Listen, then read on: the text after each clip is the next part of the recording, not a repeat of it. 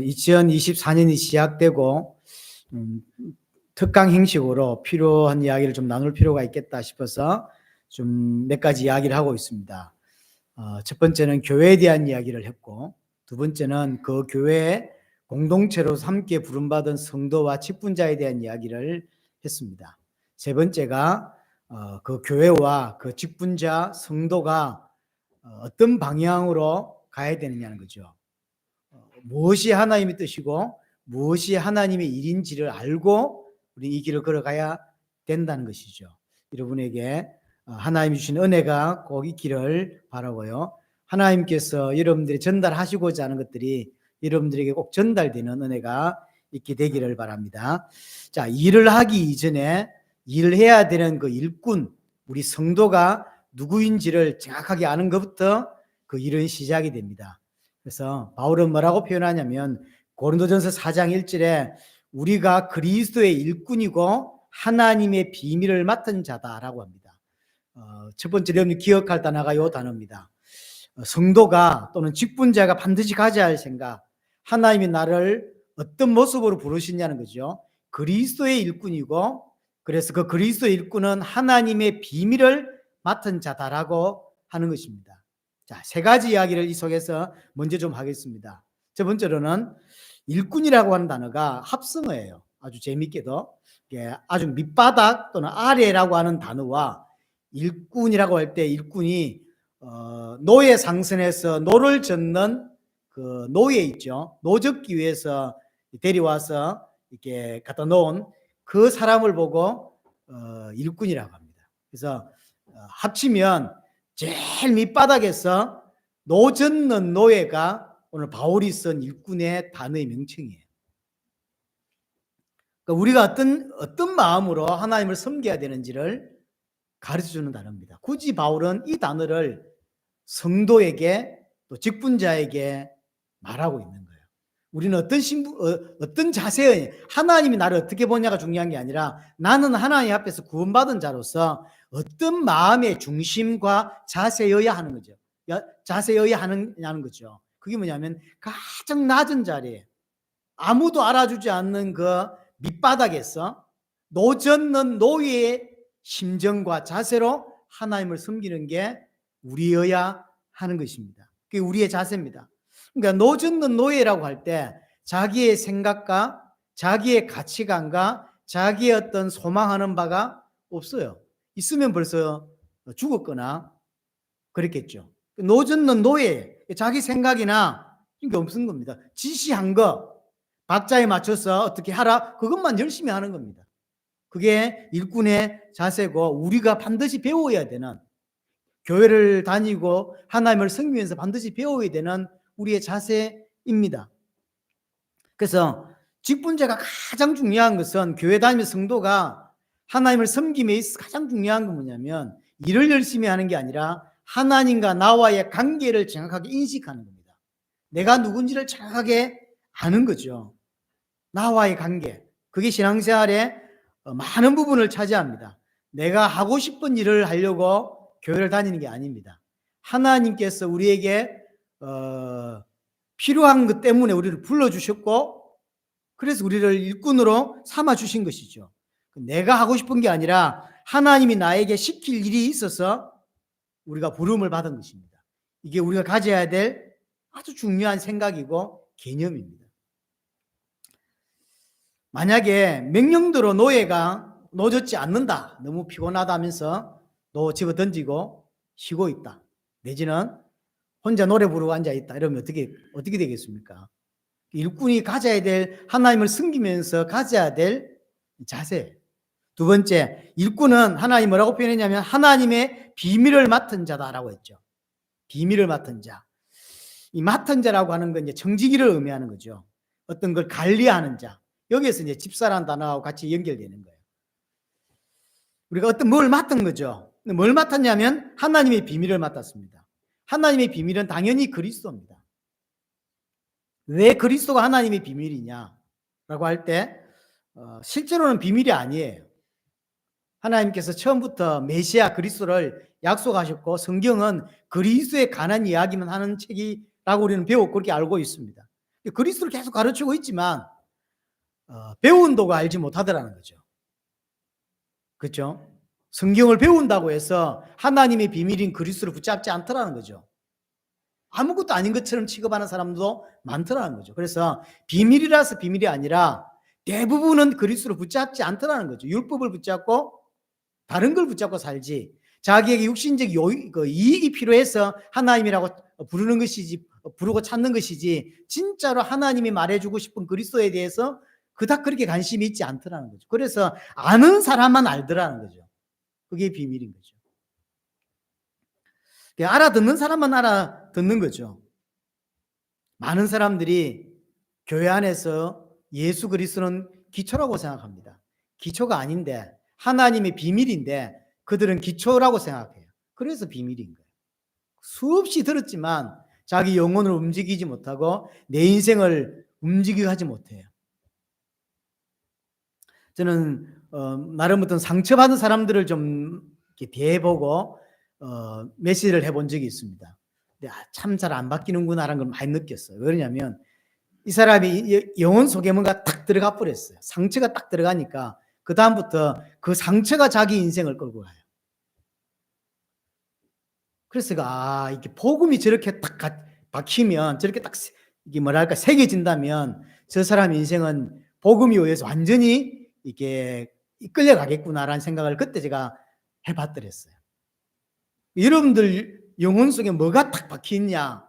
오늘 하나님이 이스라엘 백성을 오전 메시지에서 굉장히 독특한 방식으로 두렵고 떨고 영원히 잊지 못할 사건으로 하나님이 이스라엘 백성을 만나 주시거든요.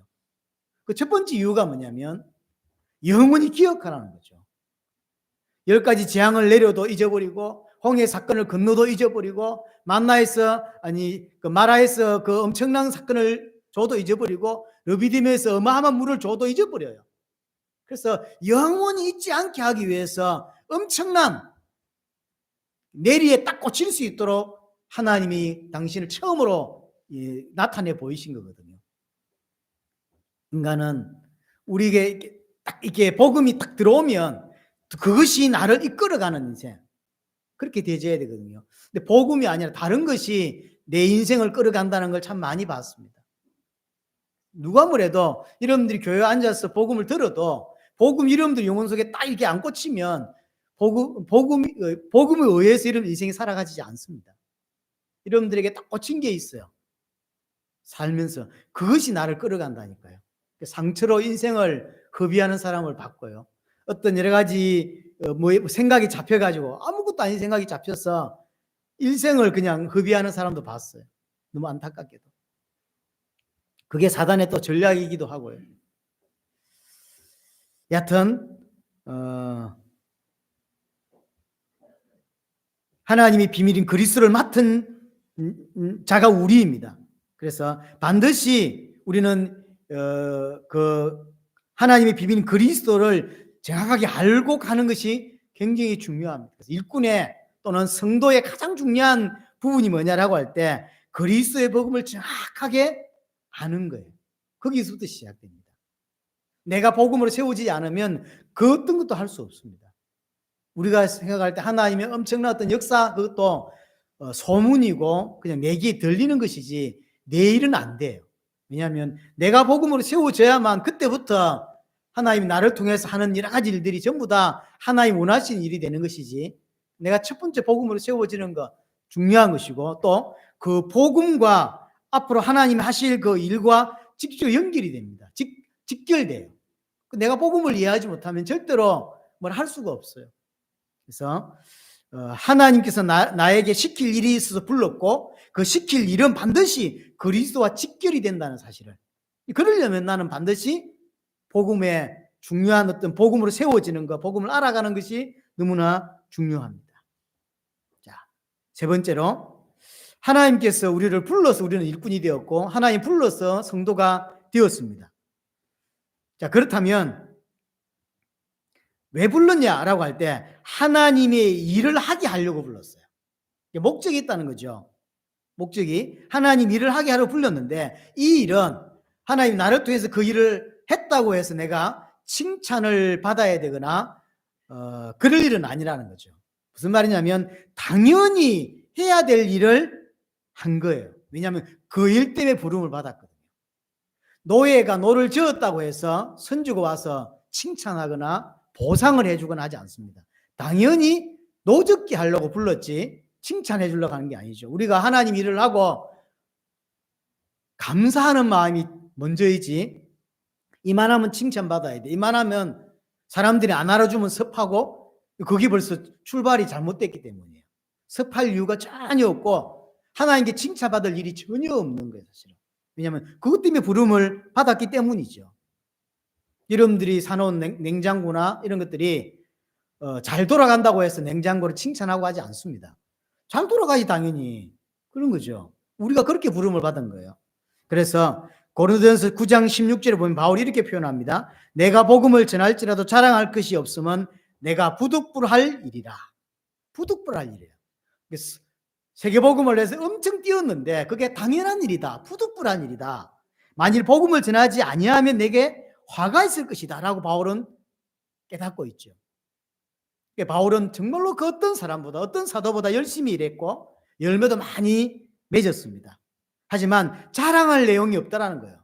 자랑할 게 없다. 그렇게 수고했는데 왜죠? 부득불할 일이니까. 당연한 일이니까. 그것 때문에 부름을 받았으니까. 베드로는 유대인들을 향하여, 나는 이방인들을 향하여 부름 받았기 때문에 당연히 그렇게 열심히 하는 거고 당연히 해야 될 일을 했을 뿐이지 내가 뭐 칭찬을 받거나 보상을 받을 만한 일은 아니다. 만약에 안 하는 것이, 안 했다면 그게 하가 있는 것이지. 그래서 부득불한 일이다라는 거죠. 저와 여러분들이 교회를 섬기고 하나님 나라를 위하여 또 세계복음을 위해서 여러 가지 하는 일들이 그런 중심에서 나와져야 되는 거죠. 하나님이 나를 사용하셨다, 우리 교회를 쓰신다는 것에 감사해야 되지 보상을 받거나 누구의 칭찬을 듣거나 그러려고 하는 게 아니에요. 당연한 일인 거예요. 혹시 옆에 사람들이 누가 안 알아줘도 그게 당연한 거라고 생각하셔야 돼요. 왜냐면 알아줄 일이 아니에요. 하나님이 그것 때문에 나를 불렀는데 안 알아줘 아무도. 하나님이 알아주고 있는 거거든요. 그래서 하나님하고 나의 관계지 사람들에게 칭찬 듣기 위해서 어떤 또 보상을 받기 위해서 하는 것이 아니라고 하는 것이죠.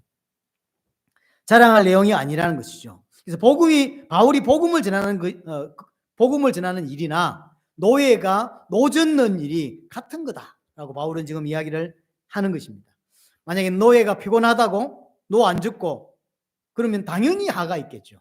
바울이 복음 전하지 않았다면 당연히 하가 있다라고 생각을 할 수밖에 없는 거예요. 그게 바울이 기본 생각인 거예요. 그래서 하나님 앞에서 일하는 것이 너무나 당연하다. 내가 훈장을 받거나 칭찬을 듣거나 그럴 이유가 아니다. 보상받을 이유가 아니다. 그런 거죠. 그래서 하나님 앞에서 당연히 해야 될 일을 했을 뿐이다. 이게 일꾼이 가져야 된, 교회를 다니면서 하나님을 섬기면서 여러분들이 헌신하고 봉사하면서 가져야 될 기본적인 생각이라는 거죠. 베드로전서 4장 10절에 베드로가 이야기합니다. 각각 은사를 받은 대로 각양 은혜를 맡은 선한 청지기같이 봉사해라. 각자에게 하나님이 그에게 맞게끔 은사를 주셨고 또 그 은사를 맡은 청지기로서 봉사를 하라라고 이야기를 하는 거죠. 그래서 우리가 뭐 대단한 일을 하는 것이 아니라 하나님께서 불러주셨고 또 부름받았기 때문에 하나님이 직분을 주셨고 또 하나님께서 일할 수 있도록 은사를 주셨고 그 은사 가지고 마땅히 해야 될 일을 하는 거예요. 내가 뭔가를 창조해서 일을 해내는 게 아니라 하나님이 불러주셨고 하나님이 직분을 주셨고 하나님이 은사를 주셨고 하나님이 일할 수 있도록 해주셨다는 거죠. 그래서 하나님 주신 것으로 하나님이 일을 했을 뿐이라는 거죠. 그게 우리의 기본적인 생각인 거예요. 그래서 내가 뭐 안 준 걸 내가 어떻게 해가지고 만들어서 하나님께 뭘 일하고 그게 아니라는 거죠. 당연히 부름받은 것도 하나님이 그렇게 직분도 하나님이 주셨고 또 그렇게 할 수 있도록 건강이나 은사나 어떤 재주도 하나님이 다 주셨다는 거예요. 그래서 하나님의 것을 가지고 하나님이 일을 했을 뿐인 거죠. 칭찬받을 일이 아니다라는 거죠. 오늘 읽었던 고린도전서 4장 2절에도 맡은 자들에게 구할 것은 충성이다라고 했거든요. 이 충성이란 말은 조금 더 정확하게 표현하면 신실함이다라는 뜻이에요. 군대 용어로 써서 그런데 맡은 자에게 구할 것은 신실합니다. 그러니까 맡은 자는 신실하게 그 일을 해내라, 이 뜻이에요. 이유가 뭐냐면 디모데전서 1장 12절에 나를 충성되이 여겨 내게 직분을 맡기심이니라 했죠. 왜 우리가 아주 신실하게 내게 맡긴 걸 해야 되냐라고 할 때 하나님이 나를 충성되이 여겨서 그 일을 맡겨주셨기 때문이라는 거죠. 원래는 이게 충성되이란 말은 실제로는 그렇지 않다는 거죠. 내가 충성된 사람이 아닌 거예요. 내가 원래 그런 거를 할 수 있는 사람이 아닌 거죠. 아닌데 하나님이 그렇게 여겨주신 거예요. 여겨주셨기 때문에 아마 이건 바울 자신의 고백이 들어간 것 같아요. 왜냐하면 바울이 말하기를 나는 전에는 비방자요, 폭행자요, 박해자라고 했잖아요. 당연히 예수 믿는 사람을 죽이러 다녔던 사람인데, 그런데 이 같은 나를 하나님이 충성되이 여겨서 이 사도의 직분을 주셨다라고 바울은 믿었던 거죠. 그래서 생명 다해 뛰었고 결국 생명까지 바쳤죠. 그건 당연한 거다 이렇게 보는 거죠. 자격 없는 자이지만 하나님께서 내게 충성되이 여겨주셨기 때문에 내가 신실하게 일을 감당한다라는 거죠. 자, 일을 하기 이전에, 우리가 하나님께 부름받아서 일하기 이전에 부름받은 내가 누구인지, 하나님의 일꾼이고 그리스도의 일꾼이고 하나님의 비밀을 맡은 자라고 하는 사실을 먼저 기억해야 되고요. 그래서 그 일꾼의 의미가 뭐며 비밀을 맡았다고 하는 게 뭐고, 그 다음에 우리가 이 일을 함에 있어서 보상이나 어떤 칭찬이나 이런 것이 필요하지 않은 이유가 무엇인지를 먼저 아는 게 중요하고요. 자, 본론적으로 두 번째 가장 중요한 게 뭐냐면, 그래서 하나님의 백성으로 부름받은 우리에게 가장 기본적인, 가장 근본적인 하나님의 일이 뭐냐라는 거예요. 우리가 오늘 읽은 본문 요한복음 6장 이야기는 여러분들 참 잘 아는 이야기입니다. 오병이어라고는 엄청난 표적을 예수님이 행하셨죠. 그 표적 위에 수많은 사람들이 예수님을 쫓아옵니다. 15절에 한번 볼까요? 15절 보니까 그러므로 예수께서 그들이 와서 자기를 억지로 붙들어 임금으로 삼으려는 줄 아시고, 이제 오병이의 기적을 일으키니까 수많은 사람들이 이제 따르고 예수님을 왕 삼으려고 그렇게 한 거죠. 이유는 간단하죠. 예수님이 왕 되면 우리의 먹고 사는 문제가 다 해결되기 때문에. 이게 바로 지금 이 땅에 복음을 잘못 깨닫는 기독교인의 모습입니다. 왜 예수를 믿고 왜 예수를 따르냐라고 할 때 자신의 육신의 이익을 위해서죠. 구원 이런 거 필요 없고요. 내 육신적인 어떤 부분에 도움을 받기 위해서 하나님이라는 이름을 부르고 예수를 이용할 뿐입니다. 그건 구원하고 사실 상관이 없는 것입니다. 그러니까 그때 이제 예수님이 27절에 보시면 썩을 양식을 위하여 일하지 말고 영생하도록 하는 양식을 위해서 일을 해라 라고 하죠. 영생하도록 하는 양식이 뭐냐? 27절에 그 영생하도록 하는 양식은 인자가 준다. 영생하도록 하는 양식은 예수님만 줄 수 있다라고 이야기를 하는 거죠. 그럼 그게 뭘까요? 영생하도록 하는 양식. 바로 예수님이 지시는 십자가를 통하여 주시는 대속의 은혜를 말하는 거죠. 이는 예수 그리스도를 통해서만 우리에게 주어질 수 있는 양식입니다. 우리를 영생하도록 하나님 안에서 영원히 살 수 있는 존재로 만들 수 있는 유일한 답이 예수 그리스도의 보혈이거든요. 그러니까 사람들이 28절에 우리가 어떻게 하여야 그 하나님 일을 할 수 있습니까? 라고 묻죠. 앞에 부분을 이해를 못한 거예요. 영생하도록 하는 양식은 예수님만이 줄 수 있다라고 했는데 어떻게 하는 게 하나님의 일입니까? 라고 잘못 물은 겁니다. 그러니까 예수님이 조금 더 정확하게 29절에 대답을 해줍니다. 29절 보세요. 예수께서 대답하여 이르시되 하나님께서 보내신 이를 믿는 것이 하나님의 일이다 라고 정확하게 대답을 해줍니다. 하나님의 일이 뭐냐? 오늘 우리 제목이 그거거든요. 하나님의 일. 그게 딴 게 아니에요. 예수님을 정확하게 믿는 것, 메시아를 믿는 것, 그리스도를 믿는 게 하나님의 일이다. 정확하게 말해 주죠. 예수님이 그 양식을 언제 주냐? 믿을 때. 영생하도록 양식은 예수를 믿을 때 얻게 되는 거예요. 그래서 예수님이 우리에게 영생하도록 있는 양식이다라는 사실을 보여주기 위해서 지금까지 수많은 표적을 보여주셨어요. 정말로 예수님이 너희 앞에 있는 이 청년 예수가 바로 지금까지 수천 년 동안 예언했던 메시아다는 사실을 기억할 수 있도록, 깨달을 수 있도록 수많은 표적들을 행하셨죠. 500여 동안 그것 때문에 주신 거예요.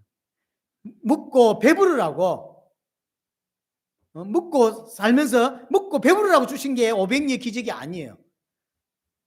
500여를 왜 주시냐면 이 땅에서 이런 걸 먹어야 배불러 살듯이 우리는 영원한 양식, 영원한 생명의 양식이 필요하다. 하늘에서 온 양식이 필요하다라는 거, 그거 깨닫게 하려고 보여주셨더니 예수님 보고 왕 삼으려고 하는 거죠. 육신적 이익만 얻으려고 하는 것입니다.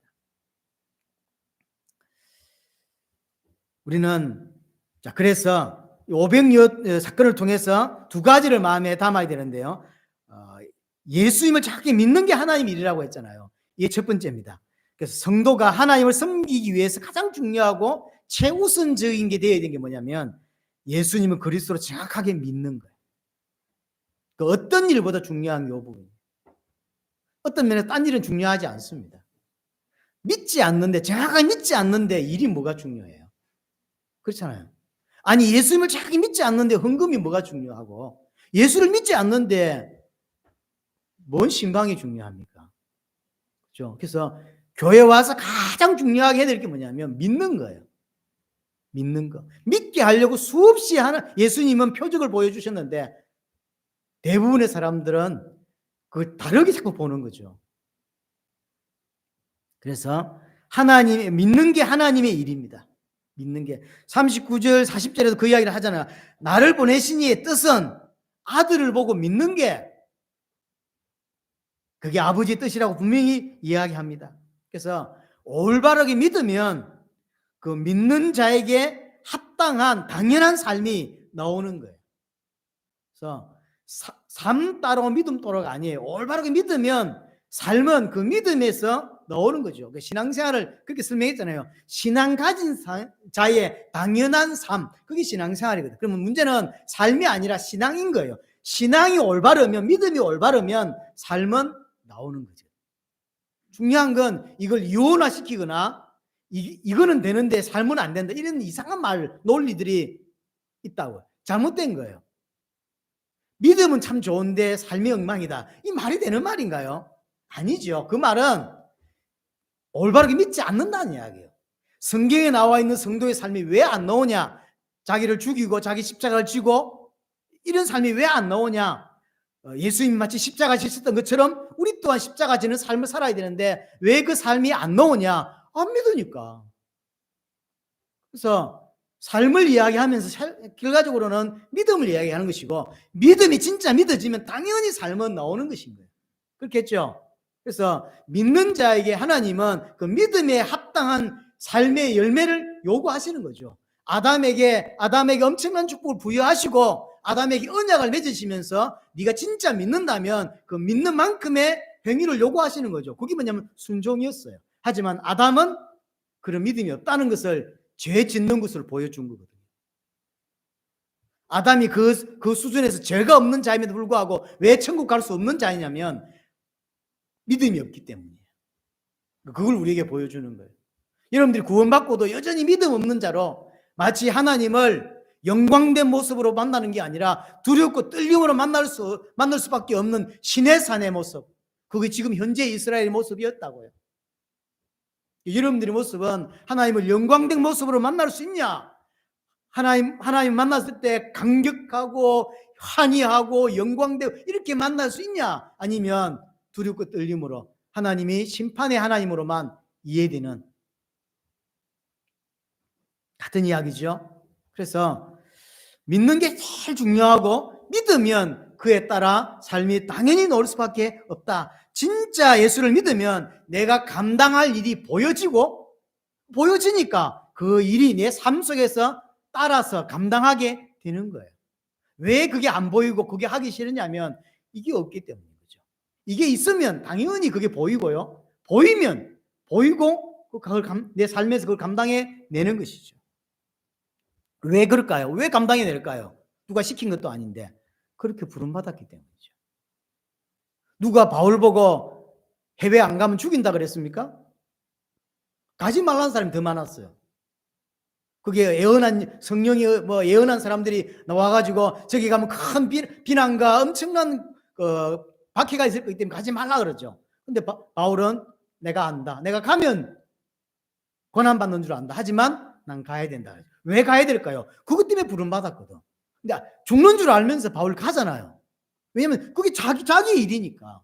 그래서 자기가 부름 받은 거를 아니까 해야 될 일이 보이고 해야 될 그 일이 자기의 삶 가운데서 감당으로 나오는 거예요. 이런 말들이 충분히 소화가 되고 여러분들 걸로 이해되시기를 원합니다. 그냥 이게 너무 말로 들려진다면 곤란하겠죠. 그래서 믿음과 행위는 배치되지 않습니다. 믿음과 행위는 같이 갑니다. 절대로. 믿으면 하나님 원하시는 일들이 내 삶에서 따라 당연히 나오는 것입니다. 그래서 어떻게 살 거냐, 어떻게 행동할 거냐가 아니라 진짜 내가 무엇을 믿느냐, 이게 다예요. 진짜 내가 믿는 게 맞아? 라고 하는 거예요. 그래서 예수 그리스도를 믿는 믿음에서 이제 모든 것이 나오는 겁니다. 우리가 앞으로 어떤 선교를 한다, 교회 헌신을 한다, 봉사를 한다, 이 모든 우리가 삶에서 나올 수 있는 모든 것들이 결국 어디서 나와줘야 되냐면 이 믿음 안에서 나와줘야 되는 거죠. 믿지 않고도 충분히 믿는 자의 모습으로 살 수 있거든요. 헌금도 할 수 있고 선교도 할 수 있고 다 할 수 있습니다. 그건 모릅니다. 하나님은 아세요.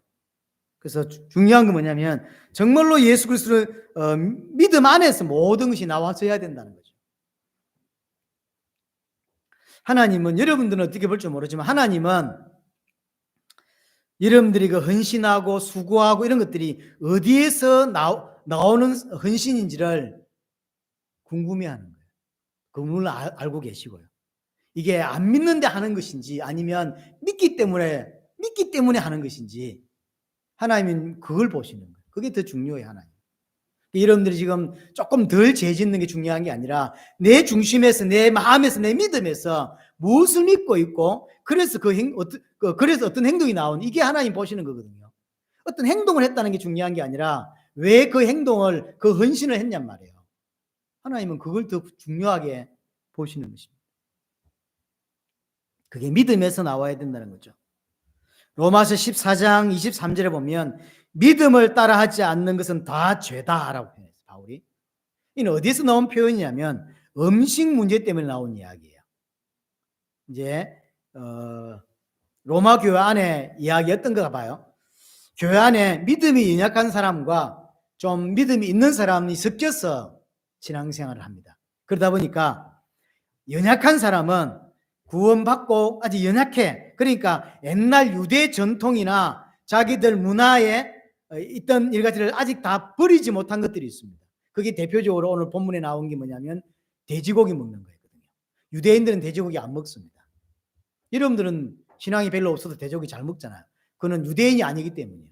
유대인들은 오랫동안 돼지고기를 더럽다고 생각했거든요. 하나님이 기뻐하지 않는 음식으로 믿었기 때문에 이제 유대인이면서 예수를 믿어도 그게 꺼림직한 거예요.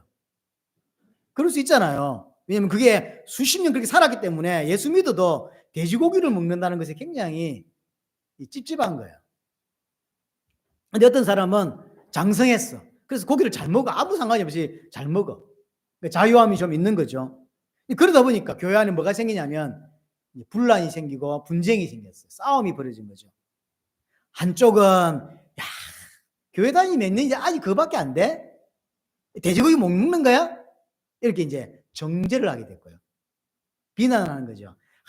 집사님 교회 다니지 몇 년인데 아직도 그랬어요. 이렇게 이제 비난이 되고 한쪽은 비난받는 쪽은요. 아니 예수 믿는 건 좋은데 예수 믿고 저럴 수 있어? 어떻게 돼지고기를 먹을 수 있어? 이렇게 된 거죠. 이게 이제 서로 간에 이제 문제가 됐단 말이에요.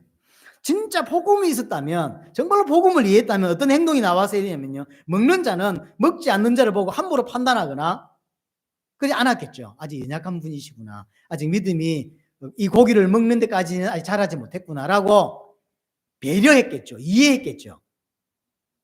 또 먹는 사람은, 아니 못 먹는 사람은 먹는 사람을 보고 저분은 믿음이 성장해서 음식에 자유했구나. 별로 끓임이 없구나. 야, 참 귀하다. 이렇게 생각했겠지. 하긴 이 정도 생각했다면 뭐 성장 안 자지 뭐. 그렇겠죠. 성장 안 자지 뭐. 여기서 핵심 포인트가 뭐냐면 연약한 자에게 있는 게 아니에요. 나름 장성하다고 하고 나름 믿음이 있다고 하는 사람들의 행동을 바울이 꼬집는 거예요. 일부러 연약한 자를 조롱하는 거죠. 이 정도밖에 안 돼? 아직까지 돼지고기 못 먹어? 이런 약간 놀리는 쪽으로. 예를 들어서 이제 맞는 말인지 모르지만 이제 연약한 신자가 지나갈 때 하필 그때 고기 구워 먹는 거예요. 돼지고기를. 놀리는 거지. 조롱하는 거잖아요. 분명히 우리는 고기를 먹을 수 있어요. 우리는 지금 고기를 먹는 게 믿음이 커서 고기를 먹는 게 아니에요. 여러분들은 지금 돼지고기를 한국 사람이기 때문에 아무 배려가 상관이 없었기 때문에 그냥 처음부터 예수 믿든 안 믿든 상관없이 돼지고기를 잘 먹는다고. 하지만 유대인은 안 그렇습니다. 유대인은 돼지고기를 안 먹었어 원래가. 그게 먹는다는 게 굉장히 어려운 거예요. 분명히 고기를 먹을 수 있는 믿음이 있지만 그가 연약한 자 앞에서 고기를 먹는 그 행동은 믿음을 따라 한 행동이 아니란 말이에요. 믿음을 따라 했다면 그렇게 안 했겠죠. 그 이야기를 하고 있는 거예요. 이것은 자신의 믿음을 자랑하고 연약한 자를 우습게 무시하는 행동이었던 거죠. 믿음에 따라 한 게 아니에요. 거기에서 나온 말이 믿음으로 하지 않는 모든 것들은 다 죄다라고 하는 거죠. 그래서 지금 이 로마서 14장의 배경이 되는 그 고기 먹었던 사람들 보고 하는 소리예요. 네가 진짜 믿음이 있고 믿음의 행동이었다면 저렇게 안 했을 거다는 거예요.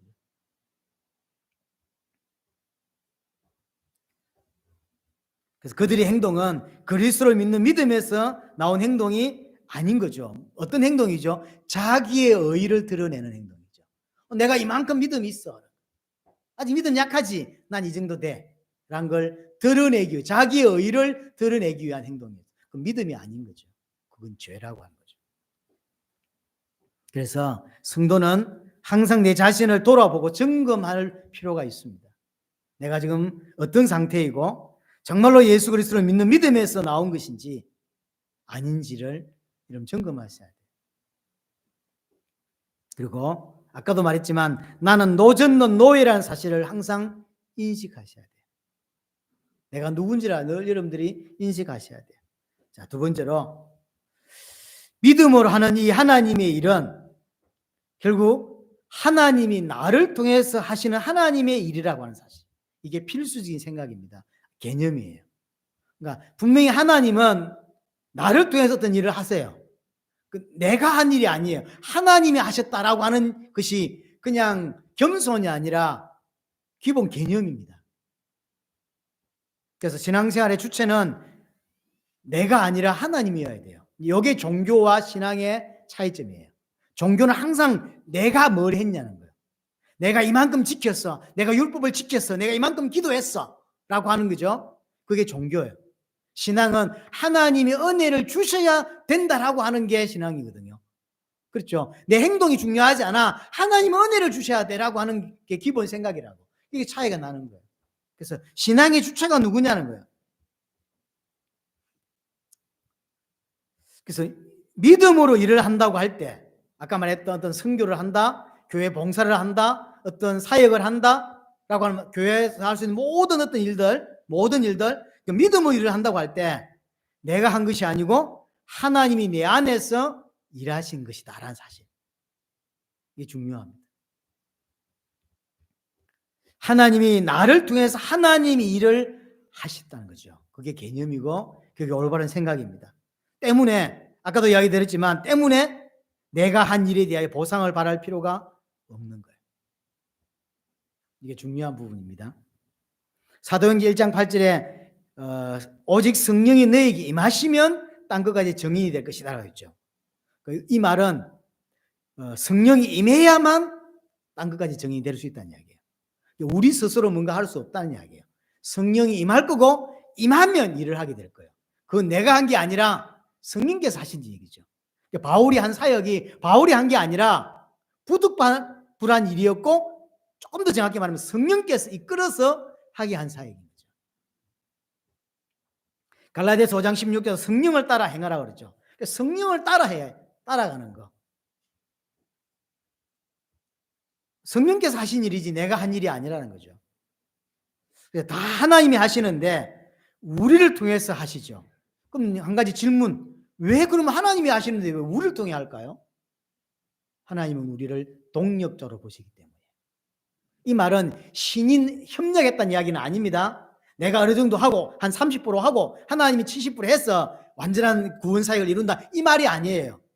우리는 아무것도 할 수가 없어요. 해도 한 게 아니에요. 하나님이 다 하셨는데 우리를 통해 하시는 이유는 우리가 하나님의 동력자고 하나님의 장자이고 하나님 보실 때 아주 귀한 자다는 걸 스스로 느끼게 만들어주기 위해서 우리를 통해서 하시는 거예요. 하나님이 하시는 건데 마치 내가 하는 거잖아요. 이 말이 이해됩니까? 이 엄청난 일을 하나님이 하시는 건데 마치 세상에서는 내가 한 것처럼 보인다고. 그래서 하나님이 하시는 그 일을 마치 하나님이 아닌데 내가 할 수 있는 것처럼 보여주게 만들어요. 그만큼 하나님 나를 동력자로 보신다는 거예요. 그만큼 나를 대우하시는 거죠. 하나님이 은혜로 공급해 주신 것을 가지고 내가 일을 했을 뿐입니다. 여러분들이 기억하셔야 돼요. 내가 한 게 아니에요. 우리가 당세복 사역하면서 반드시 놓치지 말아야 될 게 중 하나가 이 부분이에요. 절대로 우리가 할 수 있는 일이 아닙니다. 하나님이 하시고 하나님이 은혜 주시고 하나님이 시간 주시고 하나님이 마음 주시고 하나님이 경제 주시고 하나님이 이렇게 다 주셔서 그게 그 모습으로 나왔을 뿐이에요. 마치 폼은 내가 잡았을 뿐인 거죠. 그래서 이게 이제 시간을 같이 사역을 오래 해보면 압니다. 이 사람이 하나님의 사람인지 아닌지. 왜냐하면 은연덧 이제 자기에게 드러나죠. 이렇게 했더니 하나님 이렇게 역사, 이런 식의. 그건 정말로 위험한 사람이에요. 그건 하나님의 일을 할 수 있는 사람이 아닙니다. 그런 생각 자체를 못합니다. 이건 겸손이 아니에요. 겸손이 되면 안 돼요. 겸손이 아니에요. 진짜 그렇게 믿어야 돼요. 하나님이 하신 거다. 자, 결론적으로 그래서 하나님 일을 하는 것에 있어서 가장 기본이 되어야 될 게, 선행되어야 될 게 뭐냐면 첫 번째가 믿는 것입니다. 믿는 것보다 더 중요한 것은 없고 우선순위는 없습니다. 믿는 것이고, 그 믿음에서 이제 나머지 모든 일들, 우리의 삶들이 나와져야 하는 것이고, 그래서 그 믿음에서 나온 것이고 하나님이 부르셔서 그렇게 맡기신 거기 때문에 은사도 힘도 모든 것들이 하나님에게서 나왔습니다. 그래서 보상을 바라거나 칭찬을 바라거나 혜택을 바라는 필요가 없는 것입니다. 그럴 이유가 없어요. 왜냐하면 하나님이 그렇게 선택하셨고 하나님이 직분을 주셨고 하나님이 시간을 주셨고 하나님이 마음을 주셨고 모든 것 다 하나님이 주신 거예요. 내가 한 게 하나도 없어요. 도리어 내가 쓰임받은 것에 감사한 것이죠. 미안해야 되고 부끄러워야 돼요. 내 같은 놈을 하나님이 이 파키스탄의 사역에 사용하셨구나, 이렇게 감격하고 감사해야 되는 게 맞는 거예요. 그래서 오직 하나님이 나를 통해서 하나님의 일을 하나님이 하실 뿐인 것입니다. 그게 우리의 생각이고 기본 개념이어야 합니다. 자, 이번 주까지 해서 세 가지 이야기를 말씀을 드렸고, 이것이 여러분들에게 마음에 좀 담겨지고 또 새겨지는 은혜가 있게 되기를 바랍니다.